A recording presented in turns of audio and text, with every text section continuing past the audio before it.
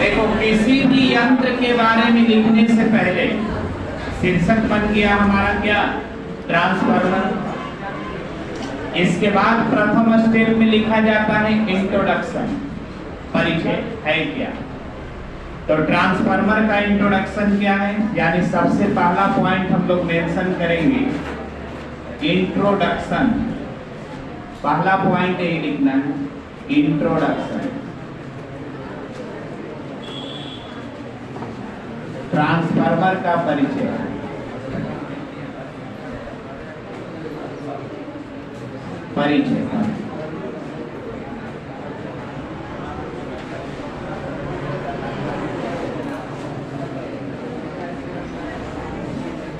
और इसमें लिखना है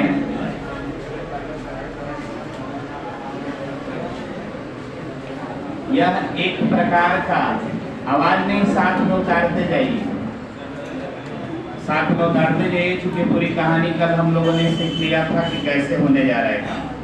तो साथ लिखो, जहां भी लगे कि समझने की जरूरत है खुद रुकेंगे, तुम्हें भी रुकना होगा, ठीक है ना। यह एक प्रकार का विद्युतीय उपकरण है, विद्युतीय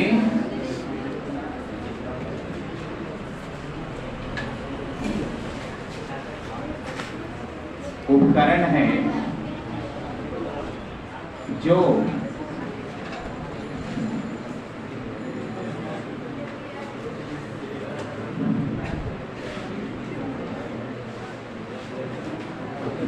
एसी धारा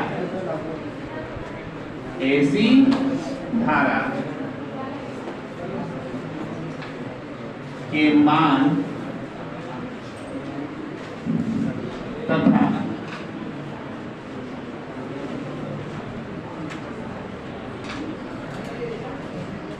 इसके विभवांतर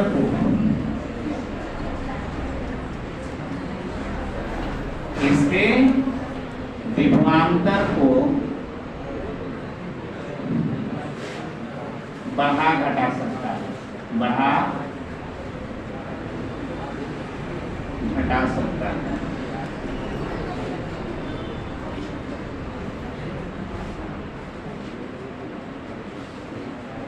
यह एक प्रकार का विद्युतीय उपकरण है जो एसी धारा के मान एवं इसके विभवांतर को बढ़ा और घटा सकता है, ठीक है ना। इंग्लिश वालों को बोल करके लिखवा देंगे, अभी सीखिए आप लोग कैसे लिखना। बहुत सिंपल लैंग्वेज हम देंगे, बिल्कुल ही कठिन लैंग्वेज नहीं होगा। ये हो गया इसका परिचय। फिर इसके बाद लिखना है इसका प्रकार, क्या लिखना है, टाइप्स। टाइप्स कितने होते हैं, तो टाइप्स होते हैं दो। पहला प्रकार होता है स्टेप अप, क्या होता है, पहला प्रकार होता है स्टेप अप।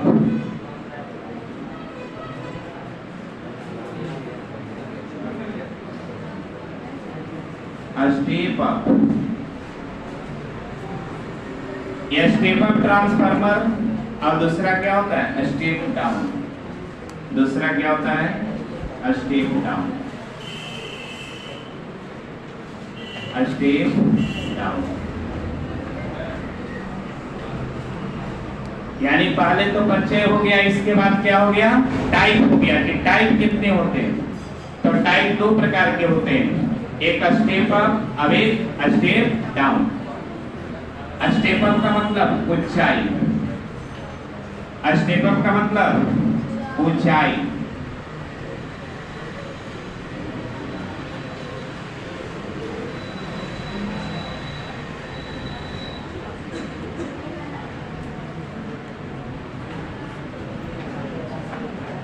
ऊंचाई ट्रांसफार्मर, ऊंचाई और अपचाई।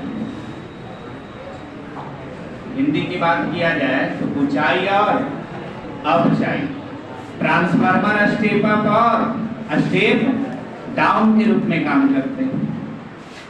ये क्या करता है, वोल्टेज को अप करेगा और करंट को डाउन करेगा। पहला वाला क्या करेगा, वोल्टेज अप, और दूसरा वाला क्या करेगा, वोल्टेज डाउन। तो इसका काम होगा वोल्टेज को अप कर देना, वोल्टेज अप, अप मतलब बढ़ाना। अभी क्या करेगा, वोल्टेज डाउन, वोल्टेज को क्या करेगा, कम करेगा। ये 2 पॉइंट मेंशन कर लेना। अगला पॉइंट के रूप में मेंशन करना पड़ता है कंस्ट्रक्शन।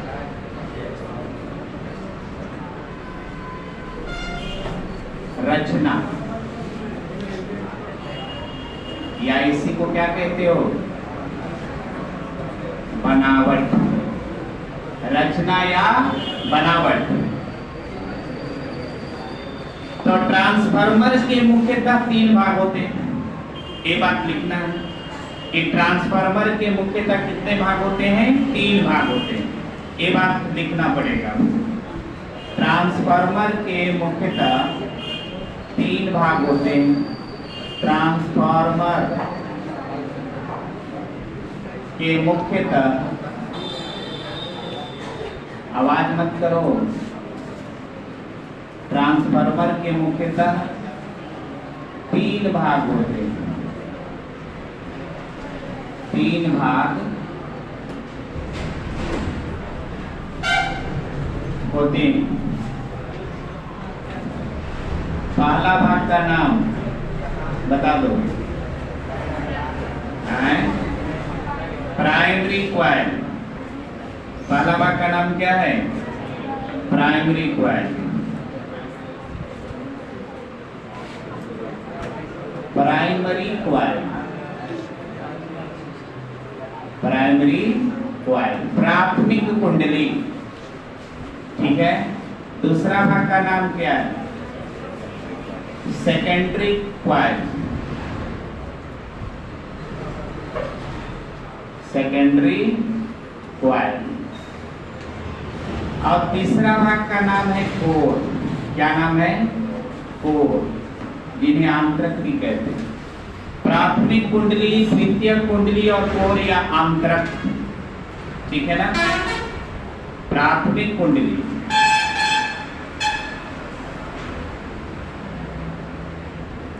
प्राथमिक कुंडली, द्वितीयक कुंडली, द्वितीयक कुंडली, आंतरक या कोर, आंतरक या कोर।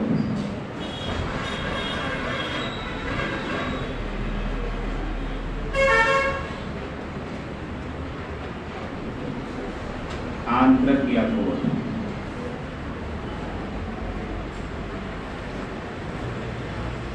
इतना लिखने के बाद एक चित्र बनाना है। ऑप्शन करने के बाद एक चित्र बनाना है। चित्र ऐसा बनाएंगे, ये जो ट्रांसफार्मर का हम चित्र बनाएंगे वो सिंपल होगा।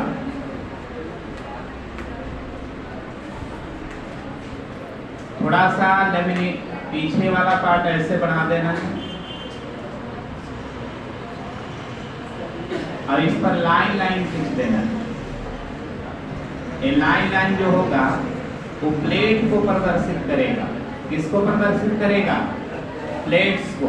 एक प्लेट के ऊपर दूसरा प्लेट, दूसरा के ऊपर तीसरा, तीसरा के ऊपर चौथा। इस तरह से बहुत सारे प्लेट्स एक दूसरे के ऊपर क्या होंगे, चिपके हुए रहेंगे।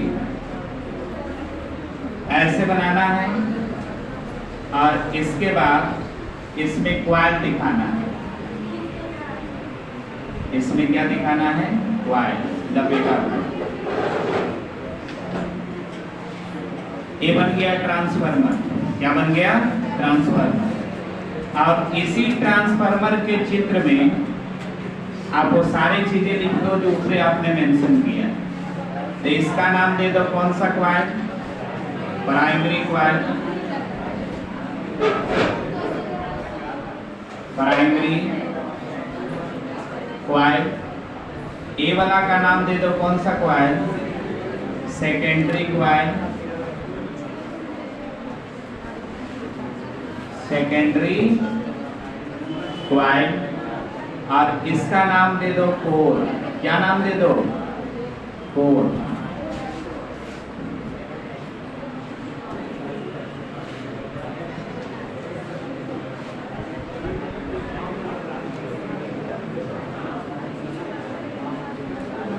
चित्र बनाने के बाद ऐसे इसका काम कर देना है।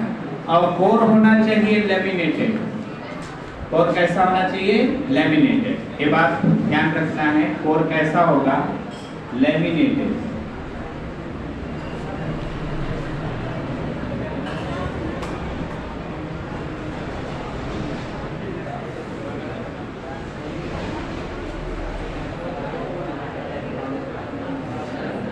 लेमिनेटेड कोर होता है। ये डायग्राम बना देना। सिंपल ट्रांसफार्मर का यही चित्र है। अब मोर इफेक्टिव अगर ट्रांसफार्मर बनाना है तो उसको भी हमने आपको बता दिया कैसे बनाना है, लेकिन वो किताब में नहीं मिलता है, इसलिए वो हम आपको बताते नहीं है। बाद में कंफ्यूजन में पड़ जाओगे कि ये बनाए तो बता दिए हैं। अगर ज़्यादा इफेक्टिव बनाना है तो कैसे बनाएंगे? सिंपल बनाना है तो ये बनाना है, ठीक है। अच्छा, प्राइमरी कॉइल को इनपुट माना जाएगा और सेकेंडरी कॉइल को आउटपुट। प्राइमरी चित्र बनाने के बाद चित्र के नीचे वो तीनों पार्ट पर थोड़ा थोड़ा आप स्टेटमेंट लिख दो। प्राथमिक कुंडली, द्वितीय कुंडली और कोर पर दो दो लाइन लिख देना। चित्र के नीचे लिखना है। क्या क्या लिखना है? तो पहला लिखना है आपको प्राइमरी कॉइल के बारे में। किसके बारे में? प्राइमरी कॉइल के बारे में पहला लिखना है। प्राथमिक कुंडली, किसके बारे में? प्राथमिक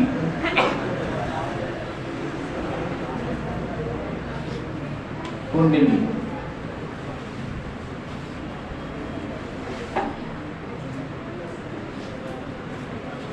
इसमें लिखना है कि यह तांबे की तार की बनी हुई, यह तांबे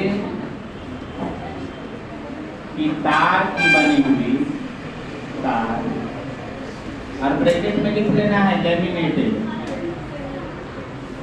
या इंसुलेटेड।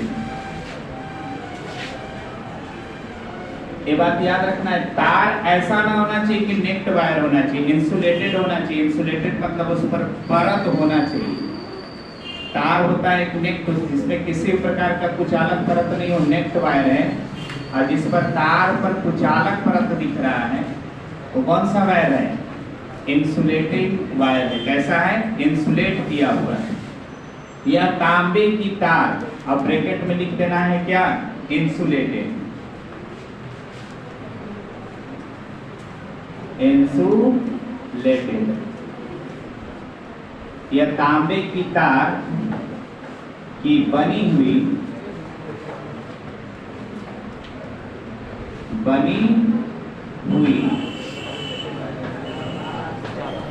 कुंडली होती है। क्या होती है? कुंडली होती है।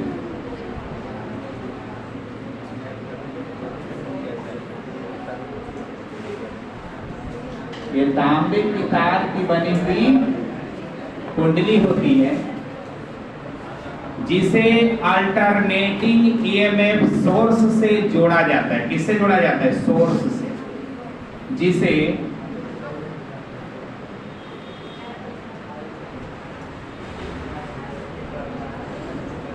एसी ईएमएफ सोर्स से जोड़ा जाता है। सोर्स से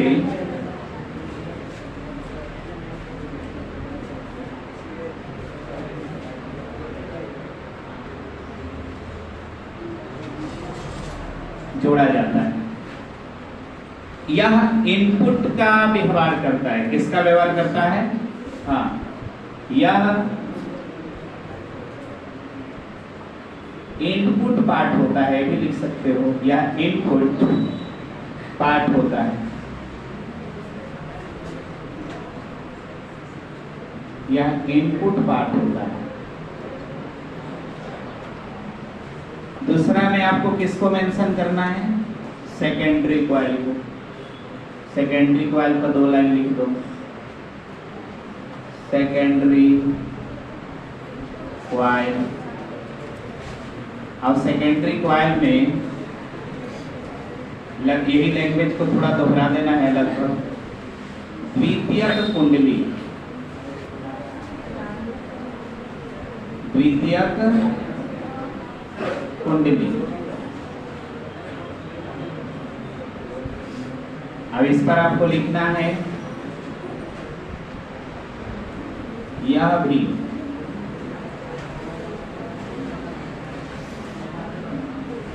तांबे की तार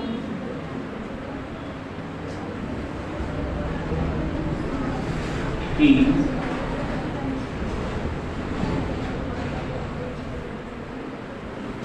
बनी हुई कुंडली होती।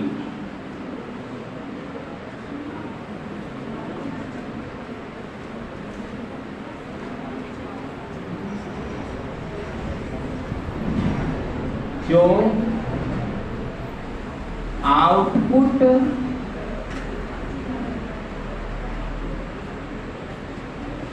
पार्ट होता है। कैसा पार्ट होता है?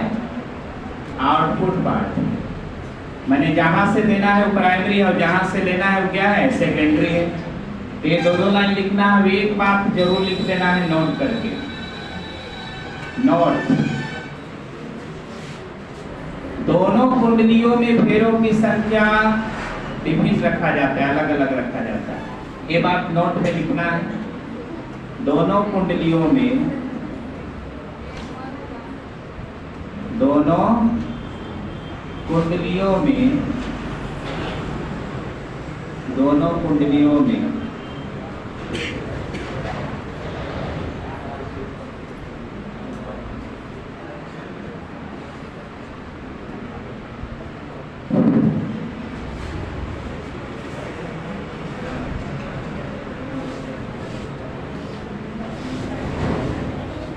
दोनों कुंडलियों में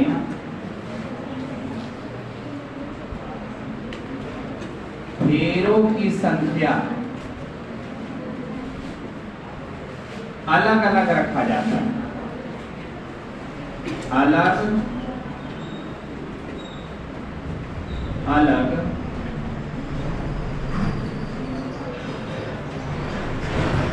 रखा जाता है ऐसा।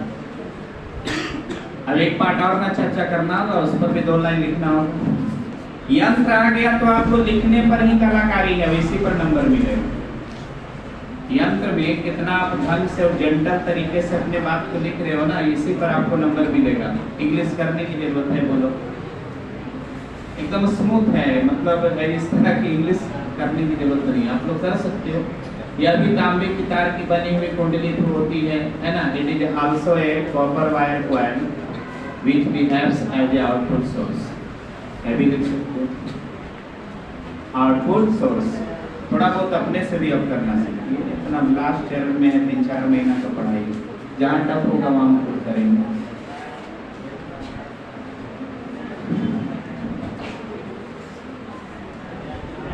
तीनों पार्ट का नाम जिक्र कर देना है, तब चित्र बनाना है, और चित्र में तीनों पार्ट को दर्शाना है, और तब तीनों पार्ट के बारे में थोड़ा थोड़ा लिखना है। थोड़ा थोड़ा लिखना है, ज्यादा नहीं लिखना।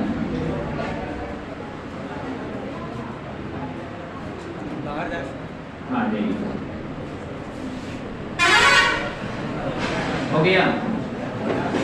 साथ साथ उतारते जाओ। सीखने का काम तो लगभग आज तो लिखते वक्त रिवीजन हो जाएगा पूरा। थर्ड पार्ट क्या है? कोर।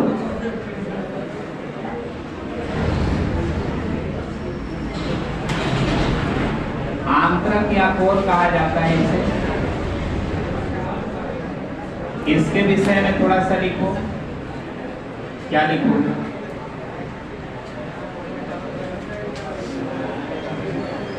नर्म लोहे की बनी हुई आयताकार प्लेट होती है, जो एक दूसरे के ऊपर विद्युत रोधी पदार्थ से चिपके हुए रहते। क्या लिखना होगा? नर्म लोहे की बनी हुई,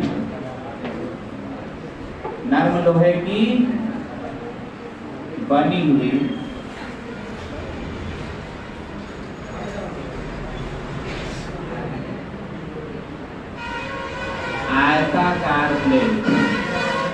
rectangular plate of soft iron, ठीक है ना। नर्म लोहे की बनी हुई आयताकार प्लेट होती है, प्लेट होते हैं जो विद्युत रोधी पदार्थ से, जो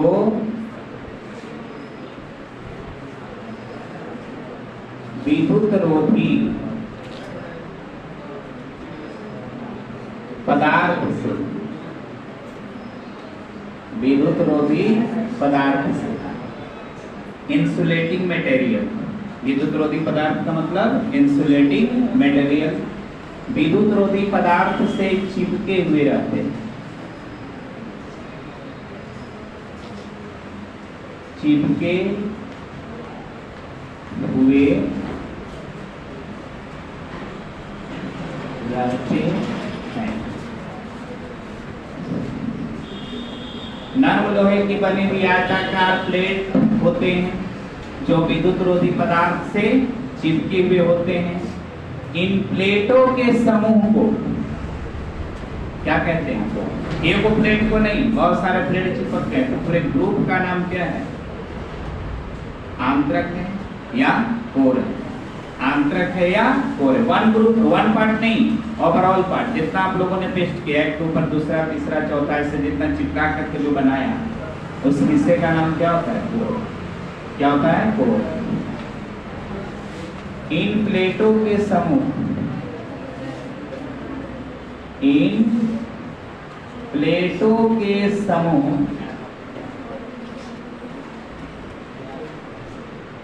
को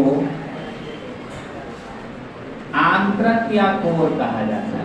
इन प्लेटों के समूह को आंतरक या कोर कहा जाता है।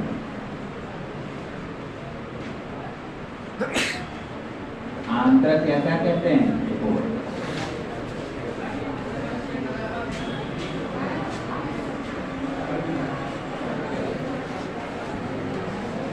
ये इससे हो जाता है ना।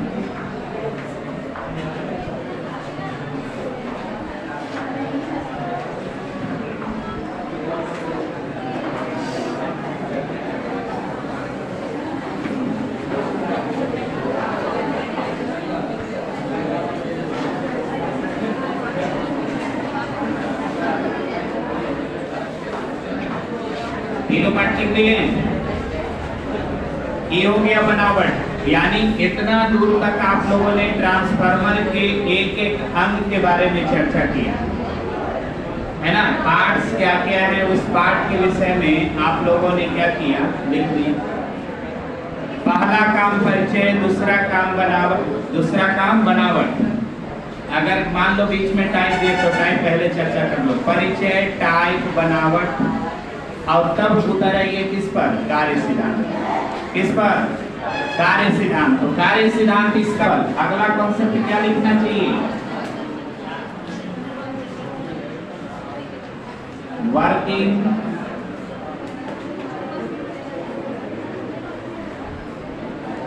प्रिंसिपल। बता सकते हैं कोई किस सिद्धांत पर काम करता है? म्यूचुअल इंडक्शन के कॉन्सेप्ट पर काम करता है ना। तो वर्किंग प्रिंसिपल जो है, इसका कार्य सिद्धांत जो है, कार्य सिद्धांत जो है, कार्य सिद्धांत लिखना होगा। यह अनुनय प्रेरण के सिद्धांत पर काम करता है। यह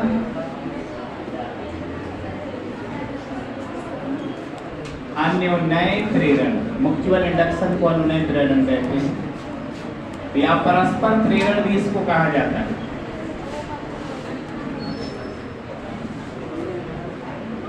अनुनय प्रेरण के सिद्धांत पर काम करता है।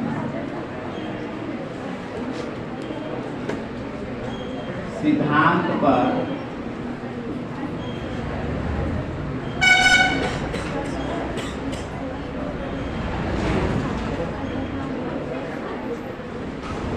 कार्य करता है। अब चूंकि ये लाइन आपने जिक्र कर दिया है कि अनुनय प्रेरण के सिद्धांत पर काम करता है, तो अनुनय प्रेरण का नियम लाना होगा गणित वाला। अब ये नियम में आपको अनुनय प्रेरण में दो कॉइल है आपके पास, तो दोनों कॉइल में ईएमएफ देखना होगा। अब दोनों कॉइल में ईएमएफ का फार्मूला लिखना होगा। ये लाइन लिखने के बाद सीधा गणित में उतर जाएगी। अब गणित में उतरने से पहले एक रफ डायग्राम बनाइए। ट्रांसफार्मर को दोबारा चित्रित कीजिए, लेकिन इसमें उतना ज्यादा तामझाम नहीं दिखाना है, बस इतना दिखाना है। और इसमें मानना है फेरों की संख्या कितना, इसमें फेरों की संख्या NP, इसमें फेरों की संख्या NS, इसमें उत्पन्न होने वाला EMF EP, इसमें उत्पन्न होने वाला EMF ES, इसमें बहने वाला धारा IP, इसमें बहने वाला धारा IS। एक चित्र बनाने के बाद आपको ये लैंग्वेज लिखना होगा, अनुनय प्रेरण की परिभाषा। अनुनय प्रेरण बन जा रहे हैं। अनुनय प्रेरण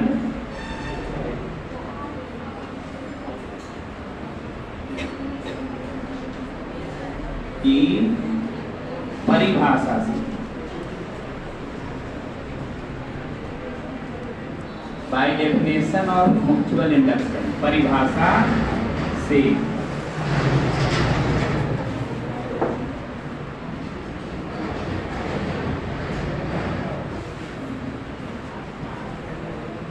परिभाषा से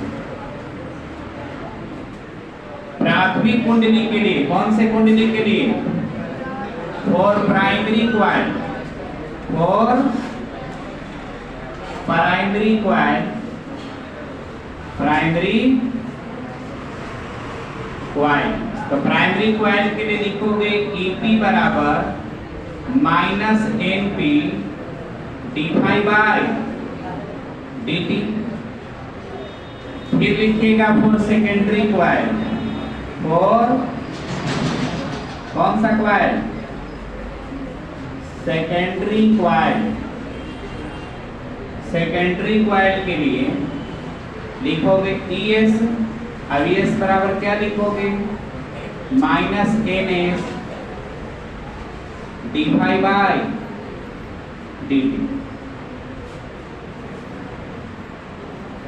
अतः इसके बाद ये दोनों का क्या कर देना है, रेशियो तैयार करना है। रिलेशन निकालने का मतलब होता है रेशियो निकालना, कि प्रथम कुंडली में और दूसरे कुंडली में EMF के बीच में रिलेशन क्या है, तो रेशियो निकाल दो। तो ES बटा EP, ES बटा EP कितना आ जाएगा, NS बटा NP डिवाइड बटा DT, और डिवाइड बटा DT कट जाएगा, माइनस माइनस कैंसिल हो जाएगा, तो क्या आपके पास आएगा, NS बटा NP। ये रिलेशन आपको शो कर देना। अब ये रिलेशन शो करने के बाद फिर लिखना है कि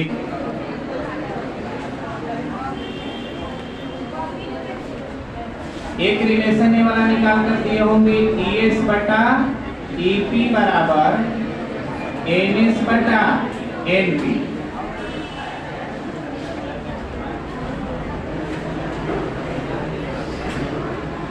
ट्रांसफार्मर में दो कॉइल होते हैं, इनपुट और आउटपुट, प्राइमरी और सेकेंडरी।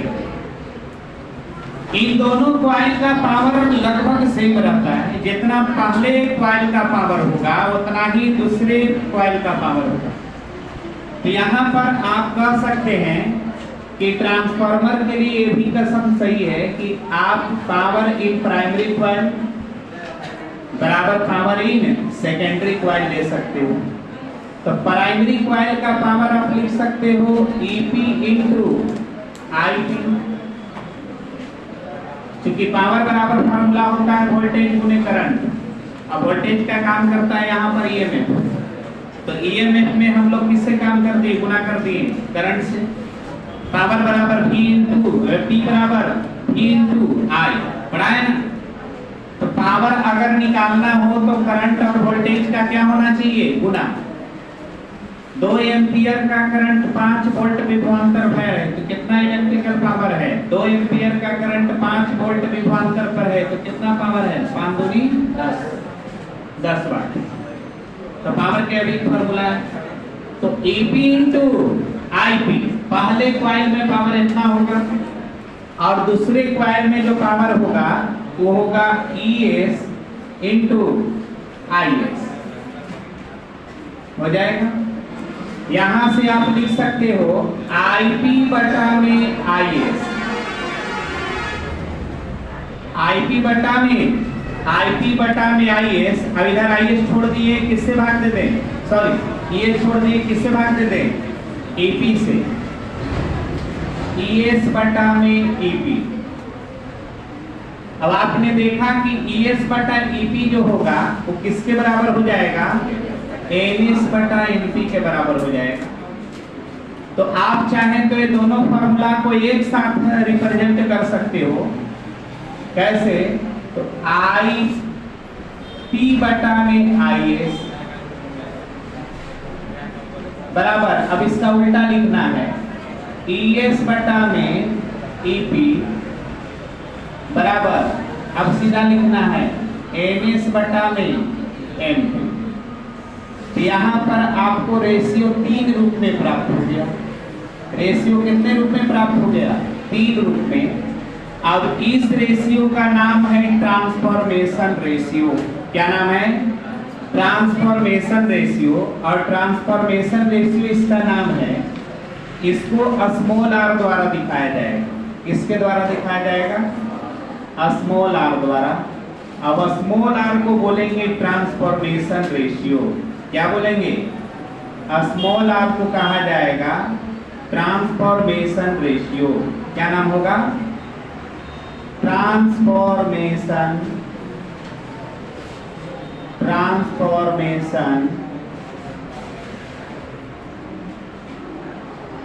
रेशियो,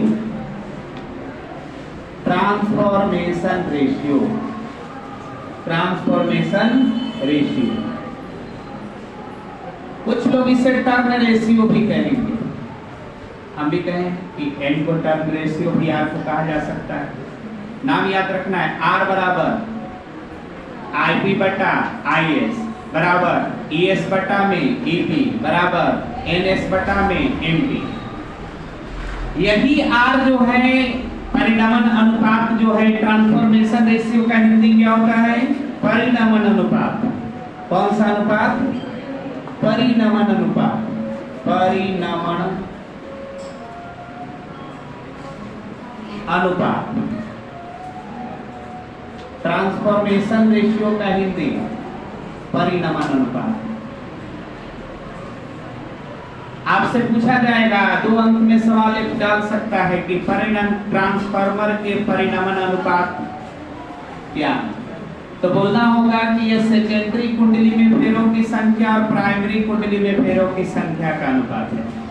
या बोलना होगा कि सेकेंडरी कुंडली में EMF और प्राइमरी कुंडली में EMF का अनुपात है। या बोलना होगा प्राइमरी कॉइल में करंट और सेकेंडरी कॉइल में करंट का अनुपात है। यानी आपको 3 तरीके से परिणमन अनुपात को डिफाइन करना पड़ सकता है।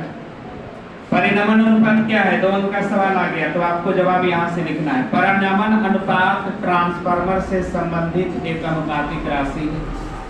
यह ट्रांसफार्मर के द्वितीय कुंडली में फेरों की संख्या और प्राथमिक कुंडली में फेरों की संख्या का रेशियो है। यह ट्रांसफार्मर के द्वितीय कुंडली में EMF और प्राइमरी कुंडली में EMF का रेशियो है।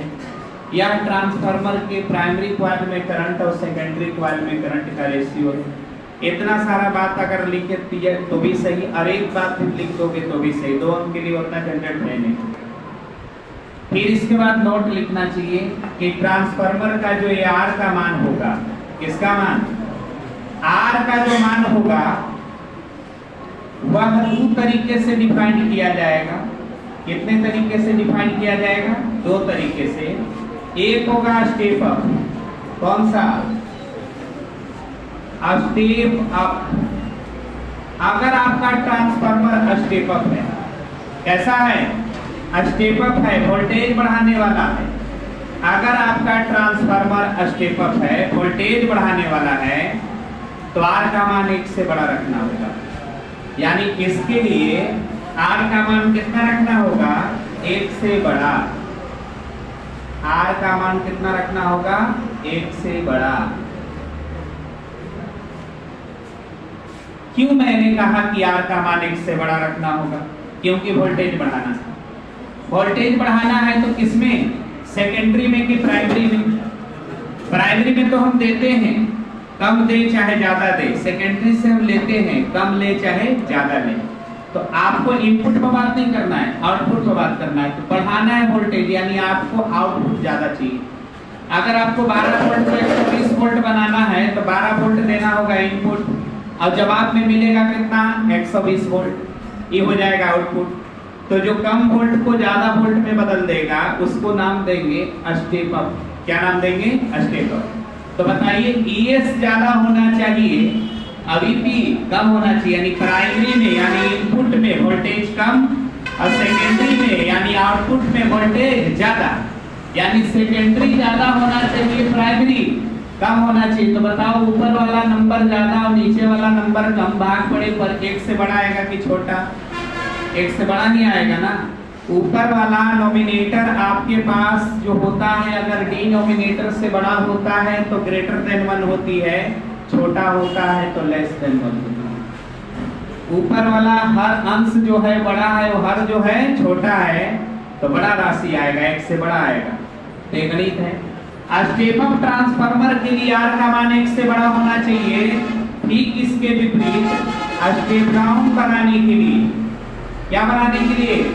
स्टेप डाउन बनाने के लिए आपको R का मान 1 से छोटा रखना होगा। Step down, step down. तो स्टेप डाउन में वोल्टेज घटता है, स्टेप डाउन में वोल्टेज घटता है।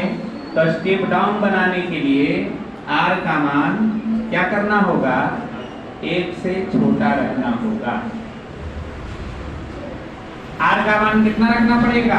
1 से छोटा। डायरेक्ट ऑब्जेक्टिव में भी सवाल पूछे जाएंगे। ऊंचाई ट्रांसफार्मर में परिनमन अनुपात का मान होता है 1 से बड़ा।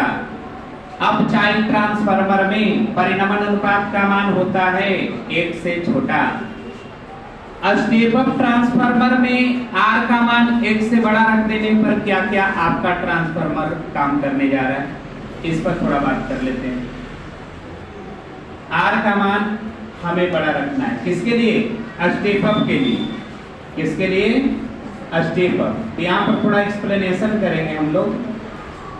For step up transformer, for step up transformer, step up transformer, ऊंचाई ट्रांसफार्मर के लिए R का मान 1 से बड़ा रखने के लिए हमने सलाह दिया। R का मान कितना से बड़ा रखने के लिए सलाह दिया? 1 से बड़ा। अच्छा, R का आप 3 सूत्र लिख सकते हो, NS/NP, ES/EP, IB/IS। तो हम तीनों कंडीशन पर बात करेंगे। अगर R का मान हमने NS/NP लिखा, तो यह बड़ा होना चाहिए किससे? 1 से। यानी इसको अगर आप सॉल्व करोगे तो NS बड़ा आएगा और NP क्या जाएगा? छोटा। भाई 1 से गुना कर दोगे तो इधर बड़ा रह जाएगा NS, अब इधर क्या हो जाएगा? NP क्या हो जाएगा? छोटा। तो ये कहता है, क्या कह रहा है?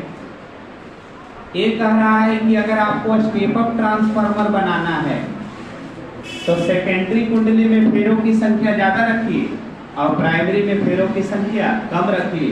यानी डायग्राम यहाँ पर अगर हम एक छोटा सा बना दें, रफ डायग्राम, तो रफ डायग्राम के अनुसार आपके पास प्राइमरी में फेरों की संख्या कम और सेकेंडरी में फेरों की संख्या ज्यादा। ये कौन सा? Step up.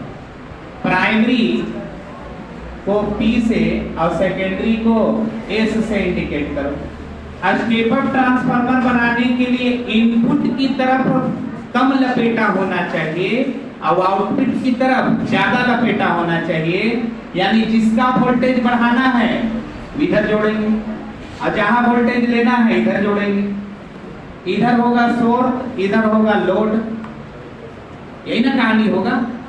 तो इधर हमको फेरों की संख्या कम रखना होगा, इधर फेरों की संख्या ज्यादा रखना होगा। ऐसा करेंगे तो क्या बन जाएगा ये स्टेप अप, क्या बन जाएगा? ठीक है, दूसरा फॉर्मूला हम लोग लिखते हैं। एक रिजल्ट तो हमें दिखा, दूसरा, ये तो पहला रिजल्ट हमने निकाल लिया, दूसरा रिजल्ट की हो जाइए। तो ES बटा में EP, ES बटा में EP इज ग्रेटर देन 1, तो ES बड़ा और EP छोटा, यानी दूसरा रिजल्ट जो आया वो क्या निकल कर आया? सेकेंडरी में विभव ज्यादा है, प्राइमरी में कम है, यानी इसमें ES अब इसमें EP, यही ना होता है। इधर की ओर विभव कम होगा और इधर की विभव ज्यादा होगा। कम के लिए सिंबल डाउन बना रहे हैं, अब अप के लिए सिंबल, ज्यादा के लिए विभव, ये देखो सिंबल है। ऊपर की ओर हम दिखा दिए तो समझाओ विभव ज्यादा है, और अगर डाउन कर दिए तो विभव क्या है? कम। इसमें फेरों की संख्या को हम क्या बोल रहे हैं? NS NP। अब इसमें जो फेरा है इसके फेरों की संख्या को क्या बोल रहे हैं? NS। क्या बोल रहे हैं? NS। NS पर क्या ख्याल है? तो इधर फेरों की संख्या कम है और इधर फेरों की संख्या ज्यादा है। सिंबॉलिक ये कम और ज्यादा लिख रहे हैं। इस साइड फेरों की संख्या कम है, इधर विभव कम है। इनपुट में फेरा कम, विभव कम। आउटपुट में फेरा ज्यादा, विभव ज्यादा। आउटपुट में फेरा ज्यादा, विभव ज्यादा। तो ये दूसरा रिजल्ट निकला। तीसरा रिजल्ट क्या हो सकता है? तो तीसरा रिजल्ट में हम लोग जाएंगे, R का मान क्या रखेंगे? R का मान अपनी रखेंगे IP बटा में IS, उलट देना है ना, IP बटा में IS। ऐसा होगा तो ये ग्रेटर देन कितना? 1। R का मान हम रख रहे हैं कभी ES बटा EP, कभी रख रहे हैं NS बटा NP, कभी रख रहा है IP बटा IS, क्योंकि ये तीनों रिजल्ट हमने निकाल कर रखा है। तो यहां से हमारी बात क्या हो जाएगी? तो IP बड़ा हो जाएगा और IS छोटा हो जाएगा। IP बड़ा हो जाएगा और IS छोटा हो जाएगा, यानी इसमें जो भी करंट बहेगा वो करंट क्या होगा? IP। अब इसमें जो करंट बहेगा वो करंट क्या होगा? IS। अब इस पर ख्याल आपका क्या होगा?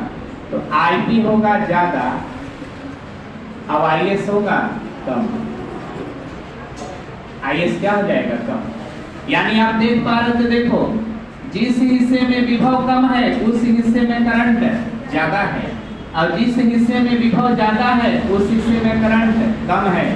यानी स्टेप अप ट्रांसफार्मर एक ऐसा ट्रांसफार्मर है जिसमें दिया जाता है कम विभव ज्यादा करंट, और लिया जाता है ज्यादा विभव कम करंट। तो यहां से आप चाहें तो स्टेप अप ट्रांसफार्मर का डेफिनेशन बता सकते हैं। ये स्टेप अप ट्रांसफार्मर वह ट्रांसफार्मर है जो निम्न विभव की उच्च धारा को, लो पोटेंशियल हाई करंट, निम्न विभव के उच्च धारा को उच्च विभव के निम्न धारा में कन्वर्ट कर देता है। यानी वोल्टेज रहता है कम और करंट रहता है ज्यादा, ये उलट देगा। वोल्टेज को कर देगा ज्यादा और करंट को कर देगा कम। ऐसा करने से फायदा क्या होगा? तो वोल्टेज बहुत ज्यादा हो गया, करंट बहुत कम हो गया, तो ट्रांसमिशन बहुत आसान हो जाएगा। यानी करंट को एक जगह से दूसरा जगह भेजना बहुत आसान हो जाएगा। करंट जितना कम रहे और वोल्टेज जितना ज्यादा रहे उतना ही ट्रांसमिशन तेजी से होगा, उतना ही तेजी से करंट चारों तरफ भेज सकता है। अब ठीक इसके उल्टा हो गया कि वोल्टेज है कम और करंट है ज्यादा, तो ट्रांसमिशन टफ हो जाता है, यानी करंट को भेजना मुश्किल हो जाता है। तो स्टेप अप ट्रांसफार्मर अपने कैरेक्टरिस्टिक के कारण, अपने व्यवहार के कारण यह काम करता क्या है? वोल्टेज को बहुत बढ़ाता है और करंट को बहुत घटाता है। ऐसा करने से करंट को भेजना आसान हो जाता है। इसीलिए स्टेप अप ट्रांसफार्मर का यूज जो होता है वो लॉन्ग डिस्टेंस ट्रांसमिशन के लिए होता है। लंबी लंबी दूरियों में विद्युत धारा भेजने के लिए हम लोग स्टेप अप ट्रांसफार्मर का इस्तेमाल करते हैं। यानी पावर जनरेटर स्टेशन से जहां पर बिजली उत्पादन हो रही है वहां पर करंट बना। अब ये करंट को शहर में भेजना है, तो भेजने के लिए एक हैवी ट्रांसफार्मर होना चाहिए स्टेप अप वाला। क्या होना चाहिए? स्टेप अप वाला। वो करेगा क्या? करंट का मान कम कर देगा और वोल्टेज का मान ज्यादा कर देगा और शहर में वो करंट को आसानी से क्या कर देगा? भेज देगा। तो आपसे पूछा जाए कि स्टेप अप ट्रांसफार्मर का यूज बताओ, तो long distance transmission, long distance transmission. इसको अगर हिंदी बोले तो बोलेंगे दीर्घ दूरी संचरण, दीर्घ दूरी संचरण, लॉन्ग डिस्टेंस ट्रांसमिशन। तो इसका यूज, बात आती है कि यूज कहाँ होगा? स्टेप अप का यूज कहाँ होगा? स्टेप अप का यूज, तो स्टेप अप का जो यूज होगा वो लॉन्ग डिस्टेंस, यहां पर ऐसे लिख दो, use of step up transformer, use of step up, step up, step up का यूज। तो इसका यूज होगा कहाँ? लॉन्ग डिस्टेंस ट्रांसमिशन के लिए। किसके लिए? Long distance transmission. Transmission wire का नाम सुने हो? ट्रांसमिशन। एक घर के बाहर एक 11,000 के तार वोल्टेज बोला गया, तो ट्रांसमिशन लाइन है, क्योंकि 11,000 वोल्टेज आपको चाहिए नहीं ना? चाहिए। आपको कितना चाहिए? मामूली सा 220 वोल्ट, ठीक है ना? तो लॉन्ग डिस्टेंस ट्रांसमिशन के लिए हम लोग स्टेप अप ट्रांसफार्मर इस्तेमाल करेंगे। अब इसका ठीक विपरीत कौन? Step down. कौन? Step down. तो स्टेप डाउन की बात करना है। और स्टेप अप ट्रांसफार्मर आर का मान 1 से बड़ा, अब स्टेप डाउन के लिए आर का मान 1 से छोटा। Step down, step down,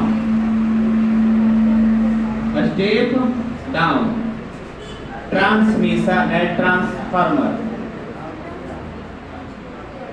transformer. Step down में आर का मान 1 से छोटा होगा, यानी सारी रिजल्ट उलट जाएगी। आर का मान 1 से छोटा होगा यानी समस्त रिजल्ट क्या हो जाएगा? उल्टा। और ये जब हम जान गए हैं कि आर का मान बड़ा पर ऐसा हुआ, तो आर का मान छोटा होने पर कैसा होगा वो तो हम लोग उल्टा लिख देंगे। तो यहां से आपको ये लिखना है कि आर का मान लेस देन 1 होगा। आर का मान कितना होगा? Less than 1। आर का मान लेस देन 1।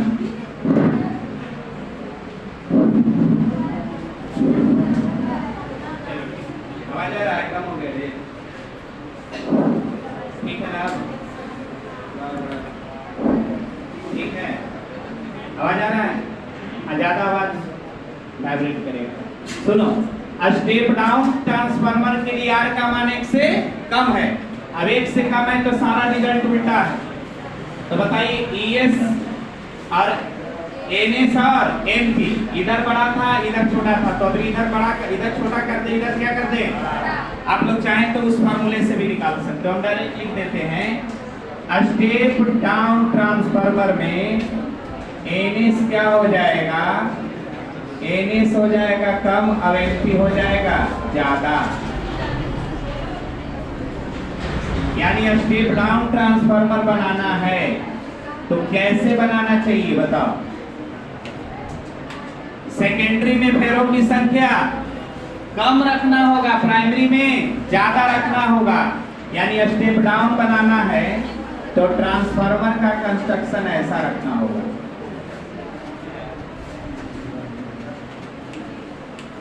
इसमें फेरा ज्यादा और इसमें फेरा कम। ये हो गया स्टेप डाउन। प्राइमरी ज्यादा, सेकेंडरी कम, और बाकी सारे चीज चेंज होंगे। ईएस कम, ईपी ज्यादा, ईएस कम, ईपी ज्यादा। और करंट तो इसका उल्टा चलेगा, तो करंट के विषय में क्या कहोगे? बोलो, उल्टा लिखो। आईएस ज्यादा, आईपी कम। Input primary, output secondary. यानी बात बदल गया। ये बात बदल गया तो करेगा क्या? स्टेप अप जहां कम वोल्टेज के ज्यादा करंट को ज्यादा वोल्टेज के कम करंट में बदल रहा था, ये उल्टा कर देगा। ज्यादा वोल्टेज के कम करंट को कम वोल्टेज के ज्यादा करंट में बदल देगा, उल्टा कर देगा। ये काम एकदम उल्टा करेगा। रिलेशन इसका उल्टा हो गया। देखिए, जिस साइड प्राइमरी में आपका करंट कम रहेगा और प्राइमरी में वोल्टेज ज्यादा रहेगा, तो सेकेंडरी में आपका करंट ज्यादा मिलेगा और सेकेंडरी में वोल्टेज कम मिलेगा। यानी ये वोल्टेज को घटा करके करंट को बढ़ा देगा, वोल्टेज को घटा करके करंट को बढ़ा देगा, जिससे करंट यूज के लायक हो जाएगा। करंट बढ़ गया, वोल्टेज घट गया, तो यह यूज के लायक हो जाएगा। तो इस तरह के ट्रांसफार्मर का प्रयोग हम लोग रनिंग डिवाइसेस के लिए करते हैं, जैसे पंखा, टीवी, रेडियो, अदर चीज जो हम लोग घर में इस्तेमाल कर रहे हैं, वो किस तरह के ट्रांसफार्मर से चल रहा है? स्टेप डाउन से चल रहा है। किससे चल रहा है? स्टेप डाउन से। तो याद रखना है, इसका यूज कोई पूछ दे, यूज बताइए, तो फॉर रनिंग डिवाइसेस इसका यूज क्या होगा? For running devices, running devices. Running devices मतलब लाइक टीवी, फैन, एटीसी। बाकी तो समझिएगा कि जो भी घर में हम लोग इस्तेमाल कर रहे हैं उसमें हम लोगों के लिए स्टेप डाउन ट्रांसफार्मर का काम चल रहा है। और जो करंट शहर भेज रहा है, वो कौन भेज रहा है? पावर स्टेशन से करंट वहां से स्टेप डाउन भेज रहा है, स्टेप अप भेज रहा है। और हमारे घरों में जो करंट आ रहा है वह स्टेप डाउन से आ रहा है। कहां से आ रहा है? Step down.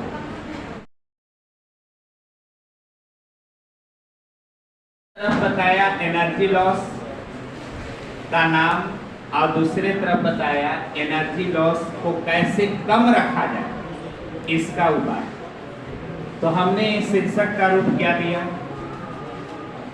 Energy loss in transformer और how to minimise energy loss in transformer and how to minimise. Transformer में ऊर्जा क्षय, अब इस ऊर्जा क्षय को कैसे कम से कम रखा जाए, इसकी उपाय। अब इसमें लैंग्वेज हमने नहीं दिया है, हिंट दिया है, और इस हिंट से लैंग्वेज बनाना आपको एक्सप्लेन हम कर दे रहे हैं। पहला हमने क्या लिखा? Copper loss. कॉपर लॉस किस रूप में दिखेगा? हीट के रूप में। कॉपर से बनी हुई दो क्वाइल आपने ले रखा है, प्राइमरी और सेकेंडरी। अब इस क्वाइल में विद्युत धारा बहेगी तो हीट पैदा करेगा। ये जो हीट बनेगा वो अनवांटेड हीट होगा, यूजफुल हीट नहीं होगा। तो यह जो हीट बन रहा है वो बेकार बन रहा है, वो आपके लिए नुकसानदेह। तो इस तरह के लॉस को हम लोग क्या कहेंगे? Copper loss. तांबे की तार की बनी हुई कुंडली विद्युत धारा के प्रवाह के दौरान हीट उत्पन्न करती है, जो मूल धारा की ऊर्जा का ही नाश है। इस तरह के नाश को इस तरह के नाश को हम क्या कहते हैं? ताम्र क्षय। क्या कहते हैं? ताम्र क्षय। ताम्र क्षय से बचने के लिए क्या करना चाहिए? तो लो रेजिस्टिविटी का तार इस्तेमाल करना चाहिए। मैंने तार ऐसा इस्तेमाल करो जिसकी प्रतिरोधकता कम हो। प्रतिरोधकता कम होगा तो प्रतिरोध कम होगा, प्रतिरोध कम होगा तो हीट कम बनाएगा, हीट कम बनाएगा तो आपकी एनर्जी सेव रहेगी, बहुत ज्यादा एनर्जी इधर उधर भागेगा नहीं। दूसरा हमने क्या बताया? Iron loss. आयरन लॉस में होता क्या है कि जो आप लोग मेटल का कोर बनाते हो, पूरे कोर के अंदर मैग्नेटिक फील्ड लाइंस कैच नहीं हो पाता, कॉन्साइड नहीं हो पाता है, पूरा नहीं आ पाता है, कुछ मैग्नेटिक फील्ड लाइंस छिटक जाते हैं। अब ऐसा अगर हो रहा है तो इस तरह के लॉस को क्या कह रहे हैं? Iron loss. मैंने हिंट में लिखा leak of magnetic field lines through core. आप समझ गए होंगे कि मैग्नेटिक फील्ड लाइन से, कोर से मैग्नेटिक फील्ड लाइंस का छिटक जाना क्या होता है? Iron loss. अब इससे बचने के लिए हमने क्या उपाय सुझाया? Use shape of iron core as magnetic field lines. Magnetic field lines, जैसा मैग्नेटिक फील्ड लाइंस है वैसे ही आकार में आयरन कोर को रखिए। ऐसा करने से वो ज्यादा से ज्यादा मैग्नेटिक फील्ड लाइंस को पकड़ पाएगा और नुकसान कम होगा। तीसरा हमने क्या नाम दिया? AD loss. आयरन कोर जो होता है उससे मैग्नेटिक फ्लक्स बदलेगा, और मैग्नेटिक फ्लक्स बदलेगा तो एक रैंडम करंट बनेगा, जिस करंट को हम लोग क्या कहेंगे? Eddy current. क्या कहेंगे? Eddy current. एडी करंट थोड़ा हम बाहर से भी लिखवा देंगे, पूछता है दो का। तो एडी करंट बनेगा भंवर धारा। कौन सी धारा? भंवर धारा। इसको लिखोगे कैसे? आयरन प्लेट से होकर के जब मैग्नेटिक फील्ड लाइंस बदलते हैं तो आयरन कोर के अंदर रैंडम करंट उत्पन्न होती है, या यादृच्छिक, हिंदी थोड़ा और कठिन होता है, यादृच्छिक विद्युत धारा उत्पन्न होती है। यह धारा भंवर जैसी होती है। इस धारा को भंवर धारा कहते हैं। यह धारा अवांछित धारा होती है, जो एक प्रकार की एनर्जी लॉस ही है, एक प्रकार की एनर्जी लॉस ही है। इससे बचने का उपाय क्या है? Laminate the iron core. Iron के कोर को लेमिनेट करके रखिए। लेमिनेट मतलब उसमें विद्युत रोधी पदार्थ चिपका करके तब चिपकाइए। ऐसा करोगे तो एडी करंट कम बनेगा। हिस्टेरिसिस लॉस, इसमें क्या होगा? तो पेरियोडिक मैग्नेटाइजेशन और डिमैग्नेटाइजेशन होगा, यानी क्रम से चुंबकन और विचुंबकन होगा। और क्रम से चुंबकन और विचुंबकन के कारण मैग्नेटिक एनर्जी, क्रम से चुंबकन और विचुंबकन के कारण ऊर्जा लॉस होंगे। इस ऊर्जा लॉस को हम लोग क्या कहेंगे? सैथिल्य क्षय। सैथिल्य क्षय से बचने के लिए क्या करना है आपको? सैथिल्य क्षय से बचने के लिए क्या करना है? सॉफ्ट आयरन कोर का इस्तेमाल करना है। तो आपको इसमें दो अंक